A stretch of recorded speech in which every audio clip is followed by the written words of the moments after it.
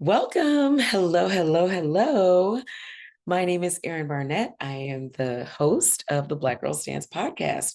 This is like our fourth episode, I think. So if you haven't watched the earlier episodes, go on our YouTube channel and check those out. Today's episode is all about gratitude and growth.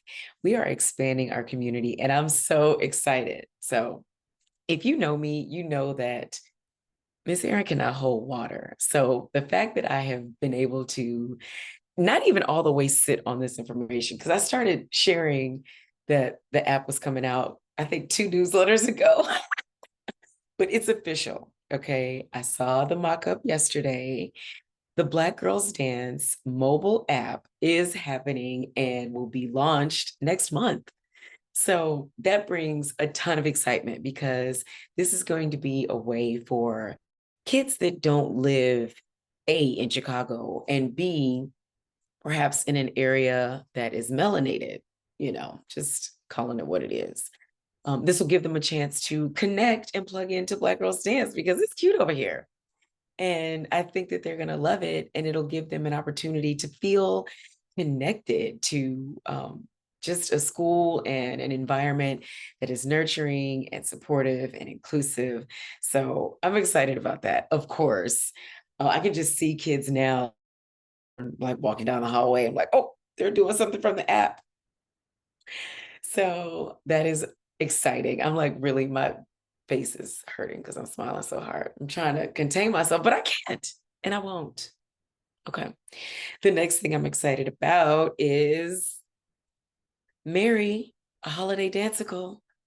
I always like to do this. And in my head, there's like a sound effect there, but I don't know how to do editing and like make those things happen. So it just happens up here.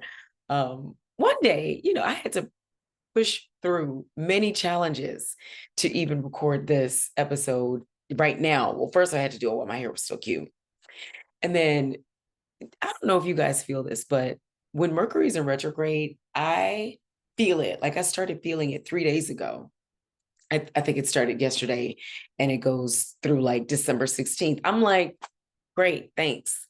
I can't do anything about that. But if you feel like things are just backwards and communication is off and you aren't being understood, flights are being, just technology wise too, things are just, there's glitches.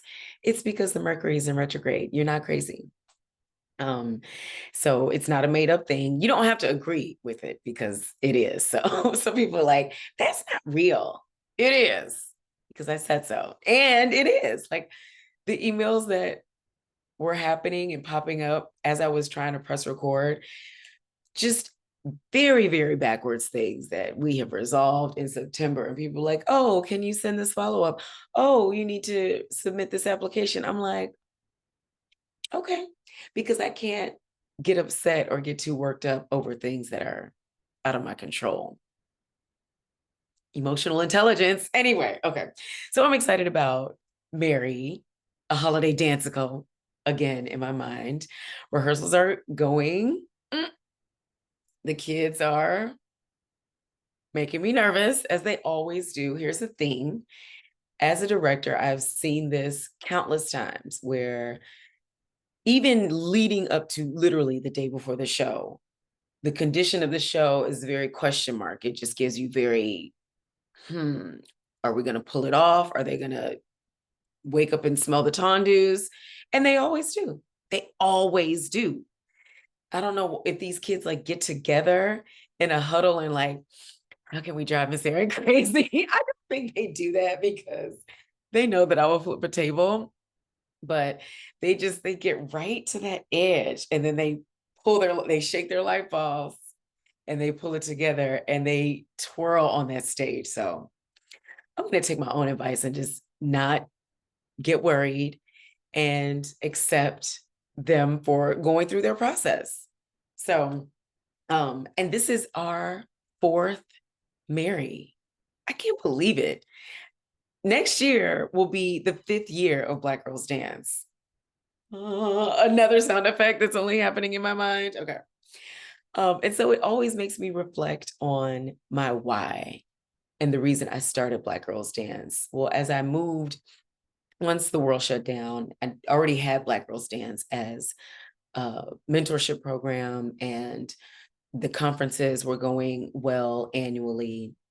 But with COVID, presented just another opportunity for me to expand the programming into full year and really become a full-on studio with year-round programming.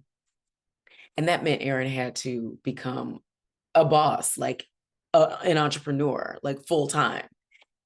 And the learning curve for that, Lord, is something special, because as the business grows, my personal development has to match. Otherwise, things are going to, the business could suffer, or my mental health could suffer, and we can't have any of that. So I'm grateful that along this journey, I've been able to acquire tools and resources and join circles where I could get support from other dance studio owners, because it's hard. It's really, really hard.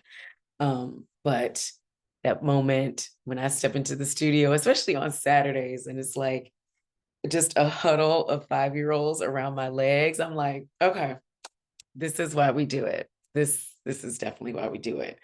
Those little faces, I think about them nonstop. I'm like, how can I make this experience just amazing for them, amazing for their families?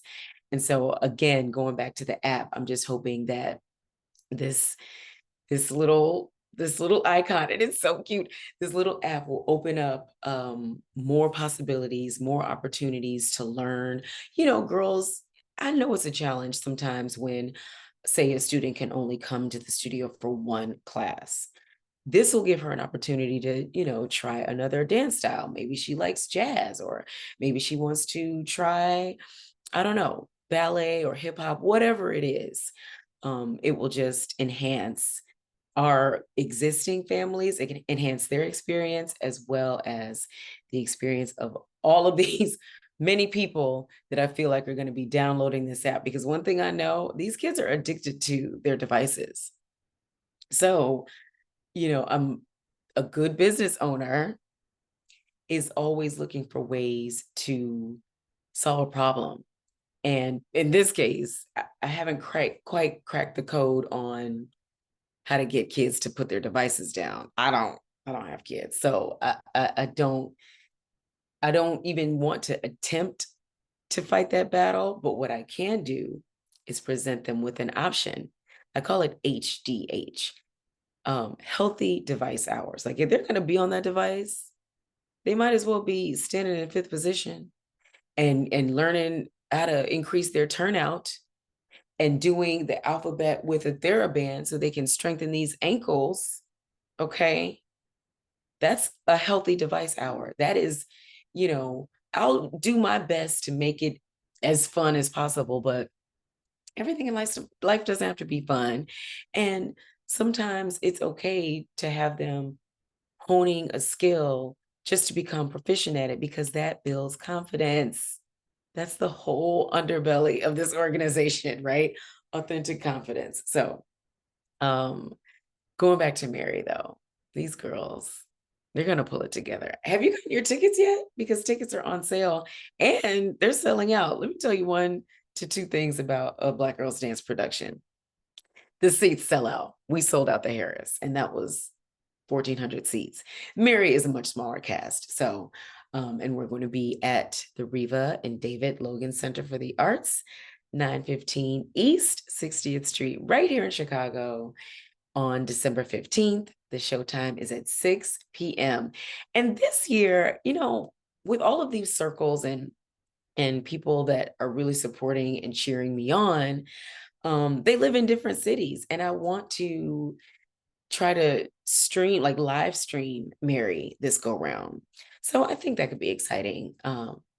Yeah, and just open it up so that people, even family members who don't live in Chicago, will get a chance to experience the holiday dansicle that is Mary. With Mary too, we always get a couple TV opportunities. So um luckily we have a phenomenal publicist and she's already secured 2 spots. So once we get that um live air and we get to like plug in what's happening, ticket sales usually kind of get a boost. So get your tickets. Don't wait till the last. I forget who I'm talking to though. I know y'all and I know what you do. Wait till the last minute. That's fine. What if a parent was like, I waited and now it's sold out? I mean, I don't know. It could happen. So, what else are we doing? There is a call to action. We want people to engage with this app. We want to just make our community bigger and impact more people, more neighborhoods, more families, more girls of color who benefit in so many ways. I can't even really tangibly put a number on how being plugged into community that's supportive impacts your life. I'll give one example. I'm in this Facebook group that has like, let's say thousands of studio owners and also teachers. And a white teacher posted a scenario that happened at the studio where a young Black student, I think she was 6 or 7, kind of sat off to the side during class and started crying. And, when the teacher went over to console her and, ask her what's going on, she's just like, and this is she said a rural town, I don't know where, but that let me know that chances are there are not a lot of melanated people there. So the girl said, no one looks like me and no one has a body like me.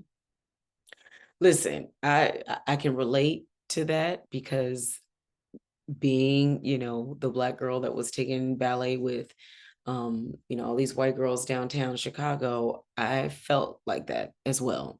And I've shared how the little girl plucked her hair out of my head, Ingrid Roram, and I see her on Facebook too. And I'm just like, oh, you're just living your life. You're not gonna take accountability for what happened. I know it was decades ago, but it should never have happened. Okay. And things like that happen, maybe not to that degree, but sometimes to that degree and beyond, that scar a child for decades. So the teacher responded to the child like, um, I think she just comforted her because what can you say? So she posted this situation, this scenario to the Facebook group, and people really poured into her, offering her tons of advice. Oh, you should show her about Alvin Ailey. And she was like, oh yeah, Alvin Ailey. Oh yeah, Alvin Ailey, girl, you live under a rock. Like, anyway, so then I responded by, tagging Black Girls Dance and saying, stay tuned. We're launching an app very soon. So she will be able to plug into a community that looks like her, where teachers look like her and can relate to her. And she'll be able to take classes. In addition, I'm not saying, hey, move to Chicago. No, I'm just saying, in addition to the class that she's taking at this studio in whatever city, she'll now have an option to plug into a new community.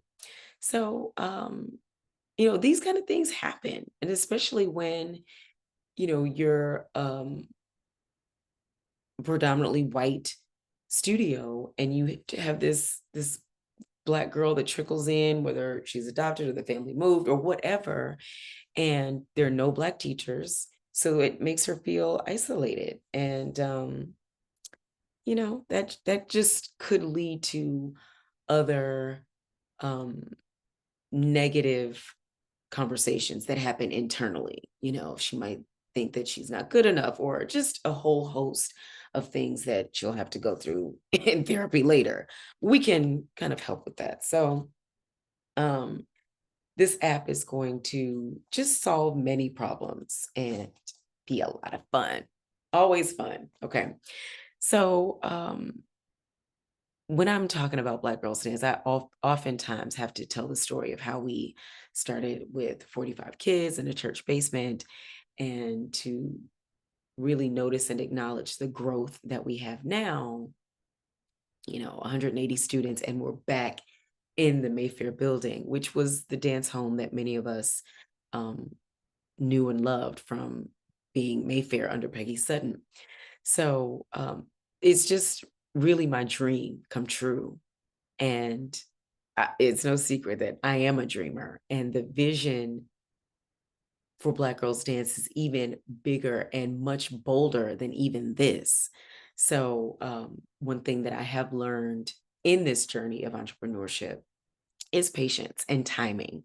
Because while I was content when we were at the church. I had converted the basement into a studio, nice size floor. It was a sprung flooring system. We had our mirrors, but it was still just that one space. And you just have to be strategic with the schedule.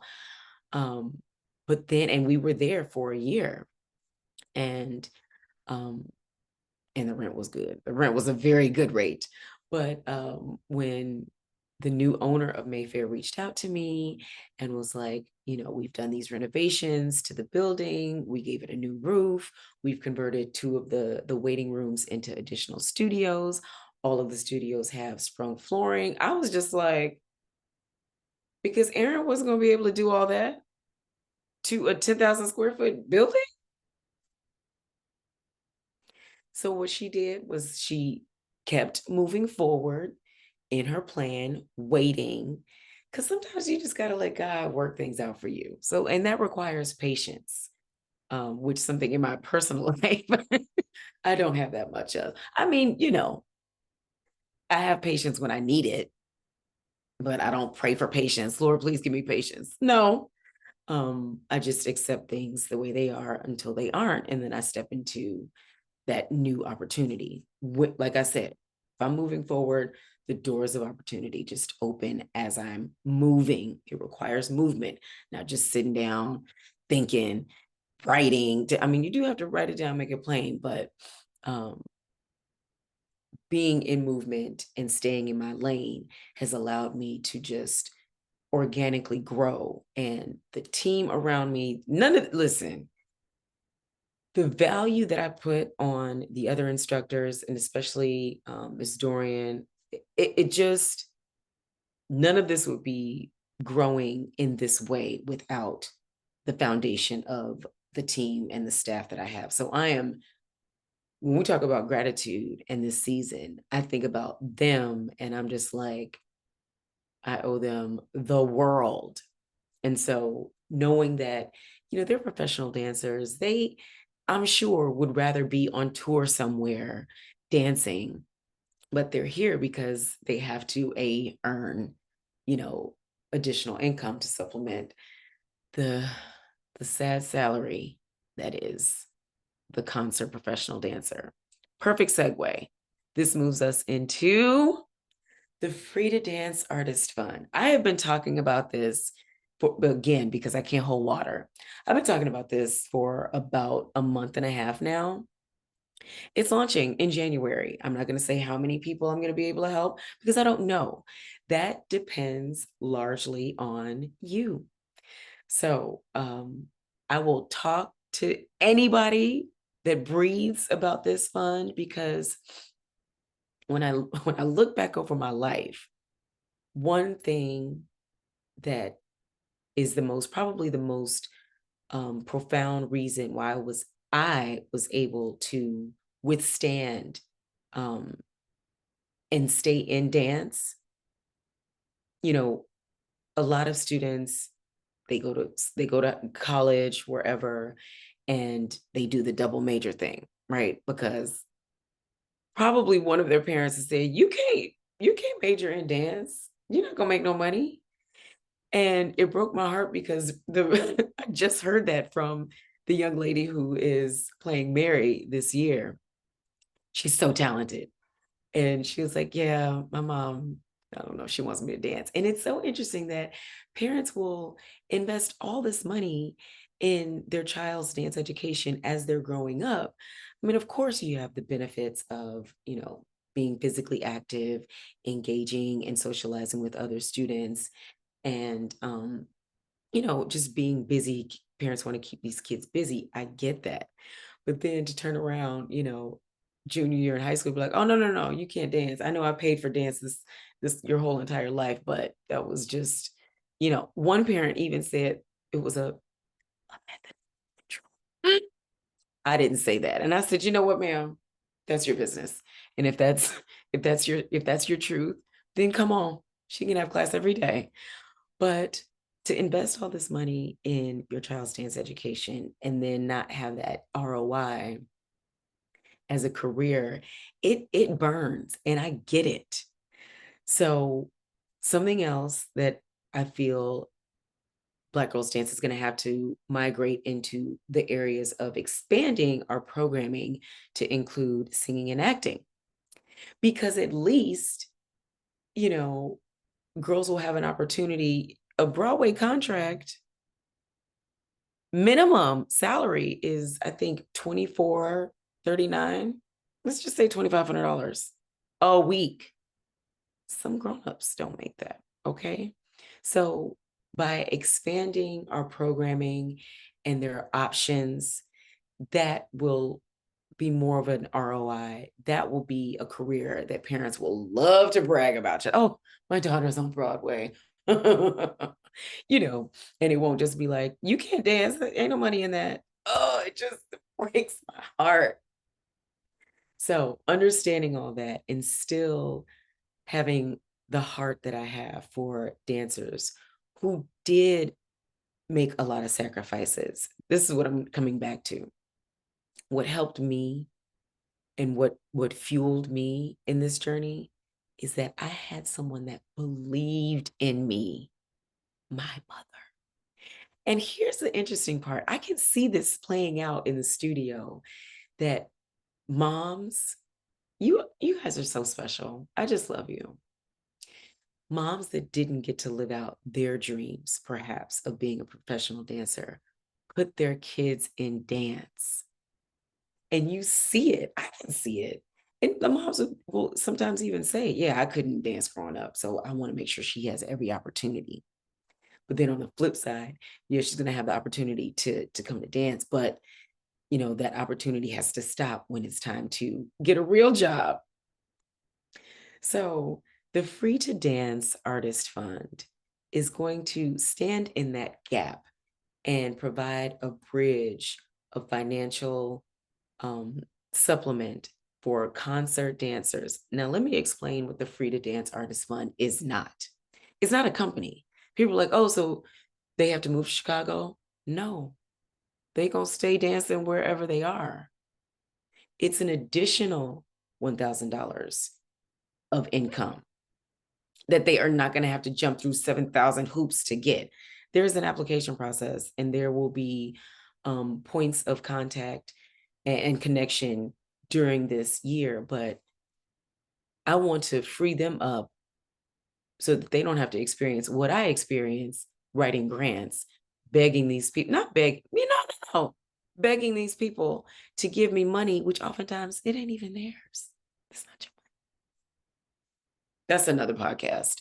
But I'm not going to make the process so strict and regimented that they get discouraged and they're like, you know what, forget it. I probably wasn't going to get it anyway. No. We want you to feel confident in applying and just plugging into the community, because say you don't get it this time, you might get it next time. So what the Free to Dance Artist Fund is not is a separate company. Okay, you're going to stay where you are.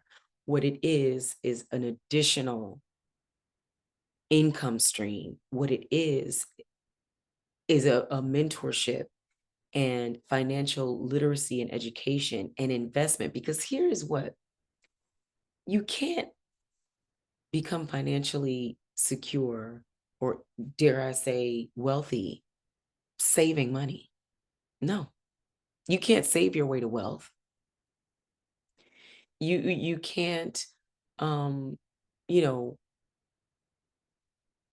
perhaps you can purchase enough real estate, but for these dancers, unless somebody is leaving them real estate in a will or some kind of trust, that's not a reality for some dancers. So through financial education and literacy and investment strategies, we will be able to educate these dancers so that they can begin to invest and have these money somewhere making babies and bringing friends, right? Um, and perhaps there's an affiliate program where through, um, supporting Black Girls Dance t-shirts or merch, perhaps that's another avenue, another stream of income that we're looking into as well. But, you know, I really am committed and so passionate about this because as a business owner that inspires children to dance and have this creative outlet, it doesn't sit well with me to encourage them, oh, you can be a dancer, and then they become a dancer and they're like, Miss Erin, I'm starving. Like that doesn't bring me joy. That doesn't feel good. And so by creating this path and this bridge, I'm not only saying, hey, this is an option for you, this is an opportunity for you. And when you get there, there will be a resource for you as well. So, I think I cracked the code on that. Entrepreneurship and dance, I had made a video a couple days ago where I was comparing entrepreneurship and pirouettes because I'm, again, thinking about these kids and how I can get them to be better at turning. It's the foundation of spotting. They want to skip steps, and you cannot, the same way you cannot skip steps in entrepreneurship. You have to have a solid foundation. You have to not only have the vision, but you have to have systems in place. You have to know your numbers. There are just so many parallels of pirouettes and entrepreneurship. I might have to make another video on that. But I just had this epiphany as I was driving, as I most times do. Like driving really is my mobile office. And I really sometimes just solve a problem or think of, an opportunity or create some kind of experience while I'm driving. So that's that.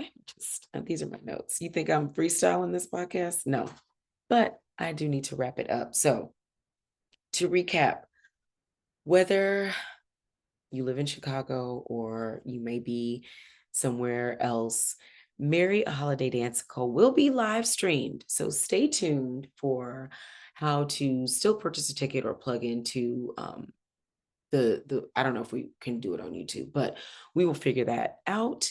If not, usually a day or two after Marry, we will provide a video link. So I just want everyone to experience Marry because it is really, really a special production. And the Mary and Joseph this year, they twirl. Okay, that's all I'm going to say about that. We have an incredible lineup of dancers and a little surprise in a mini form. That's all I'm going to say before I spill all of the beans. Tickets are on sale on our website, blackgirlsdance.org.